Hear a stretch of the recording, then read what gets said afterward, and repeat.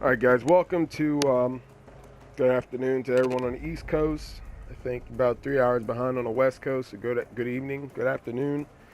If you're across seas, good evening, good afternoon, good night, wherever you are. Hope everything's well and good.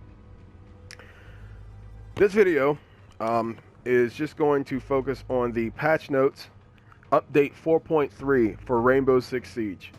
Okay, this was an update that dropped on Xbox One and PlayStation 4 today, October 12th. October 18th, which is the tentative date for PC. Excuse me, October 12th was for PC and PlayStation 4. October 18th is tentative date for console. Translated versions of these patch notes will be published as quickly as possible. This is retrieved from the Ubisoft official forum, as well as via the subreddit. A big thanks for them, because without them I wouldn't have been able to find this quickly enough for this video. So, in overlay, this video won't be long. It'll be very succinct. I will leave the link to anyone who views this for future reference in regards to what this patch fixes and its update. All right, so you have an improvement to the network infrastructure, as well as certain characters and their attributes, as well as tying up any loose ends in regards to exploits, glitches, and problems.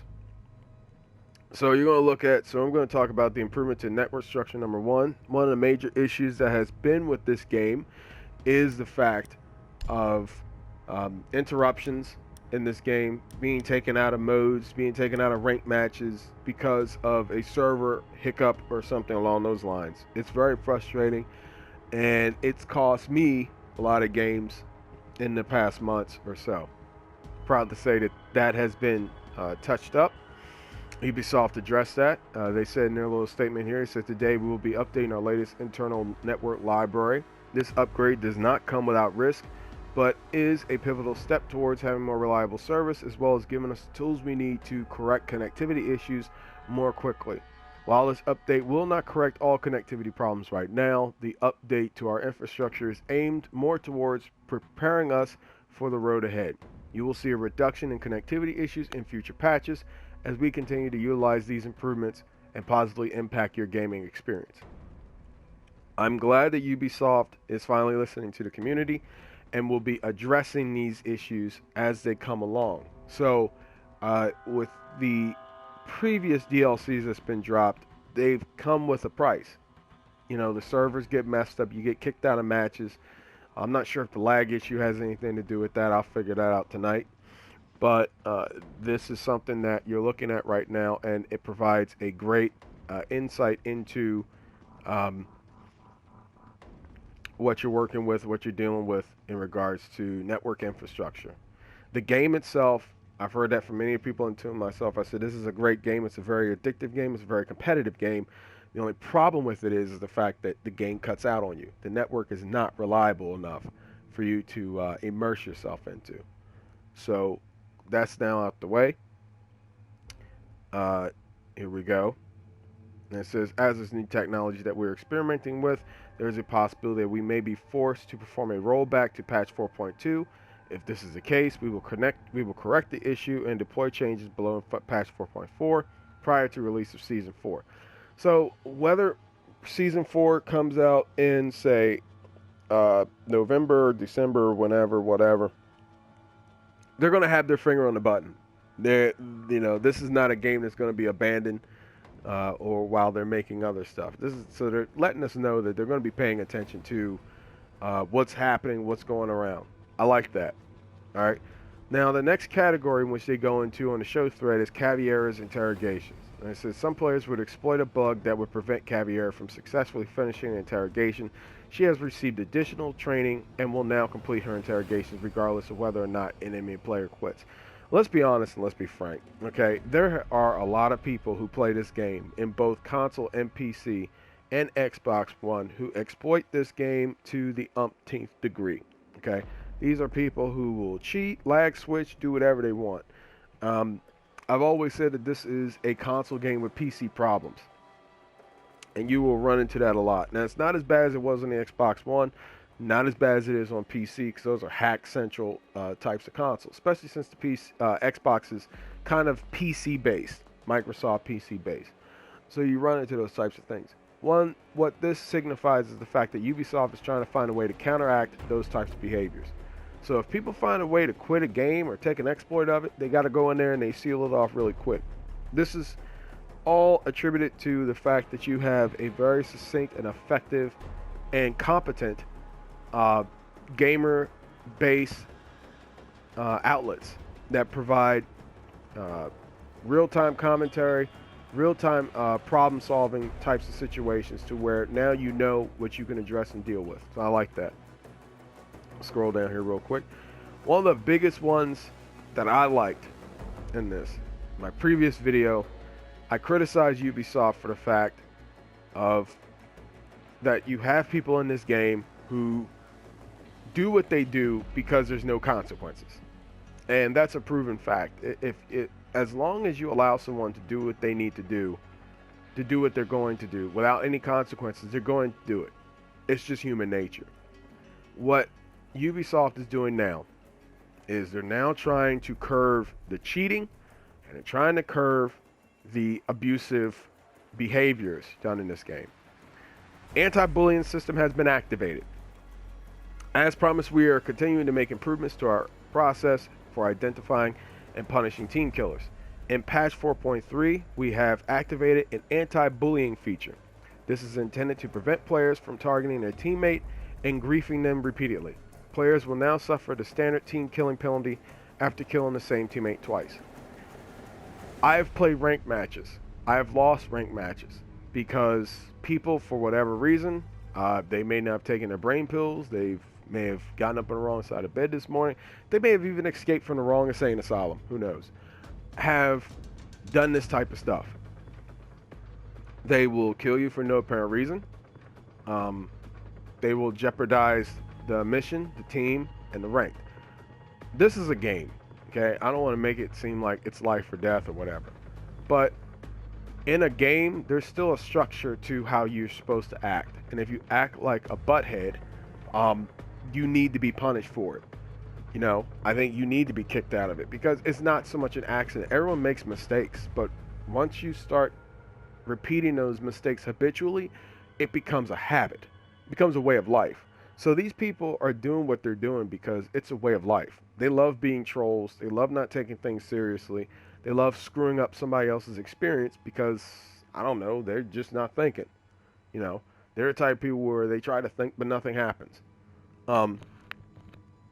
There's a consequence for this now. It says, as a reminder, team killing penalties can be found below. Be advised that we do not offer appeals for team killing bans. You have a first offense, second, third, fourth, and fifth. Okay? First, in casual, you're kicked from the match. Okay? Which, to be honest with you, with ranked is banned for 15 minutes, 50% renown penalty for 30 minutes. Okay? I think ranked is good. Casual is good. For ranked, you should be kicked from the match and you should be banned. I've had it with people doing this stuff. I was in a group one time with somebody, and they literally team killed me because I picked not Capital, what was his name? Capcan. I picked Capcan. I got team killed because someone picked Capcan, because I picked Capcan, and the girl wanted to play Capcan. So the whole team of miscreants around her, who somehow, whatever, wanted to punish me for that because I picked Capcan. They sacrificed and lost the match, which was a ranked match, because of that. People like that don't deserve to play. Okay? And I think, like, just like how you have Battle Live, there needs to be a certain type of Battle Live for something like that, where it's not about the transgression, it's about the intention. You know what I mean? Like, how many, like, we all make mistakes. Like, I accidentally shot somebody on my team. It's one time. It doesn't happen again. But if you're dealing with somebody who shoots you and kills you because you picked a certain person they wanted to play, those types of people need to be banned. You know, trading your game and just go somewhere else. Black Ops 3 is coming out, Infinite Warfare, whatever it's coming, whatever it's called, you know, Righteous Slaughter 13 or whatever the hell. Go get that. You know, and you can sit up there and shoot without thought whatsoever. Second offense, banned from matchmaking for 30 minutes. It's great. You know, half an hour, banned from matchmaking. You can be rejected from the system. It's great. Third offense, banned from matchmaking for 2 hours. Okay. Fourth offense, banned from matchmaking for 24 hours. So at least a day. Fifth offense goes from a day to 7. So you're banned from a whole week from matchmaking. It doesn't go any further. Me personally, because of how I feel about this, people who make accidents aside, if you're this type of person, I think you should just be banned from the game for a month. Or for good. Because the way I see it is like you're literally going out with the intentions of trying to screw up somebody's enjoyment of this game. Therefore, you should have it taken away from you. But this is a start in the right direction to where now you have consequences for these actions. All what you can ask for in a game is for people like that to get their comeuppance, you know. So you go down the list here, and I will be providing a link for the rest of these. I'll only list a few main bug fixes in the game. It says fixed if a team surrenders at the end of the round, renown, experience, and rank points are not awarded. Surrender functionality will be returned in patch 4.3. Purchasing the Far Cry charm will result in the wrong charm being unlocked. Title remains in the black screen if you're disconnected while changing the language. Changing the display mode would replay during a replay would make the screen black. Operators have now been fixed. If a player is standing within the area of effect for an object charged by bandit shock wire, this effect will persist through the end of a round. You have Capital. Capital's 3D model had no eyelids when the Iron Mask is equipped. So a lot of this stuff was changed for aesthetic purposes as well as functionality. I'll leave a link for that for you if you guys want to check that out. But a lot of level designs. But the biggest thing I see from this is Battlefront update, BattleEye update, excuse me. We'll have implemented additional update for BattleEye. This update will not add any programs to the whitelist and the anti-bully system. They're not joking around. You know, I think this is a fun game. This is a game that you can get a lot of life out of if you just curve those types of people. You know, you can't control everything. You can control the majority of what will enable those types of people. And I think they're starting to listen to the community, and I'm glad that they're doing that. I'm glad that they're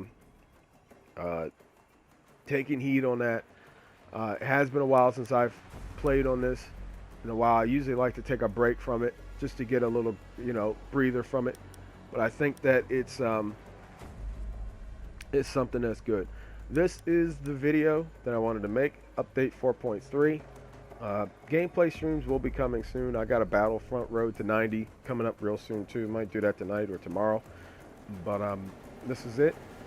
Leave a like, subscribe, comment about your thoughts on it, and I will catch you guys again real soon. Peace.